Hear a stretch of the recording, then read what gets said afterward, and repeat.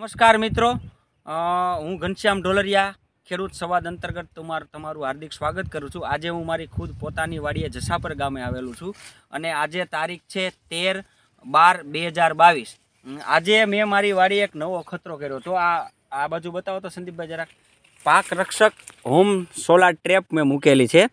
આજે અહીંયા એનેથી ખૂબ સારું રિઝલ્ટ મળ્યું છે ને આજની તારીખે જે આજે મારો કપાસ છે એની ગ્રીનરી એમાં ઈયળનું કોઈ કાંઈ છે નહીં અને એટલો સરસ કપાસ છે જો આજે તમને બધીએ જોવા મળે છે। આજે જો એની આ સિરીઝ જો આ ઝીંડવા એના છે। આજે આ મારે 5 વીઘાનું મારું પોતાનું ખેતર છે જસાપર ગામે ને આ કપાસ તમે જો એની સિરીઝ જો આના ડોકા મેં કાપી નાખેલા છે। આજે ખેડૂતોને એક એવી મારી વિનંતી છે કે કપાસની હાઈટ સપોઝ સમજી લો કે આપણા ખંભા મુજબ થાય ત્યારે આને ડોકું કાપી નાખવું જોઈએ જેથી કરીને આ સિરીઝ બંધાય નવી। આજે મારે છે એ નવી ફૂટ જ થયેલી છે બધી જો આ તમે આજે આ સાઈડથી જરાક આ જુઓ ઝીંડવા એના અને અહીંયા આજે ડાળી નમી ગઈ છે વજનને કારણે એનું તમે જુઓ। આ ઝીંડવાની સાઈઝ એટલી એકદમ મોટી છે અને એકદમ ગ્રીન કપા આજની તારીખે એટલો છે કે એમ થાય કે આપણે અહીં વાડીએ ને વાડીએ રહી એવી ઈચ્છા થાય એવો કપા છે। અહીંયા જુઓ તમે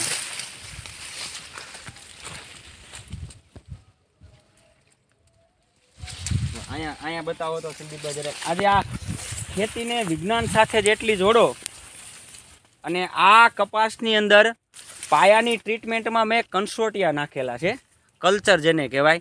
ડીએપી યુરિયાની અંદર અહીંયા એક દાણો અડાડેલો નથી, આની અંદર સંપૂર્ણ રીતે કન્સ્ટોડિયા નાખેલા છે। પછી લિટમસ કંપનીનું આવે છે મેલોક્ઝા 4G 5G એ ખાતર નાખેલા છે।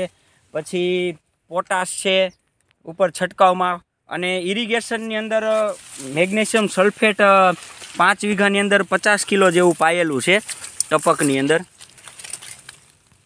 એટલે એના ટૂંકમાં કહેવાનું એવું છે કે ખેતીને હવે જો તમે વિજ્ઞાન સાથે જોડશો થોડી તો વધારે આનંદ આવશે। ને આ કપાસ મને એવું દેખાય છે કે મારા ખેતરમાં આજે 12 ડિસેમ્બરની 13 તારીખ છે તો એ કપાસની ગ્રીનરી આવી છે તો એમ થાય કે આ કપાસ મારે 5 વીઘા જમીન છે અને એ એવું મને અત્યારે દેખાય। આમાંથી મેં 80 થી 85 મણ જેવો વીણાઈ ગયો છે અને હજી કદાચ બીજો એટલો થાય તો નવાય નહીં, એટલે 30 મણ 12 વીઘો જશે।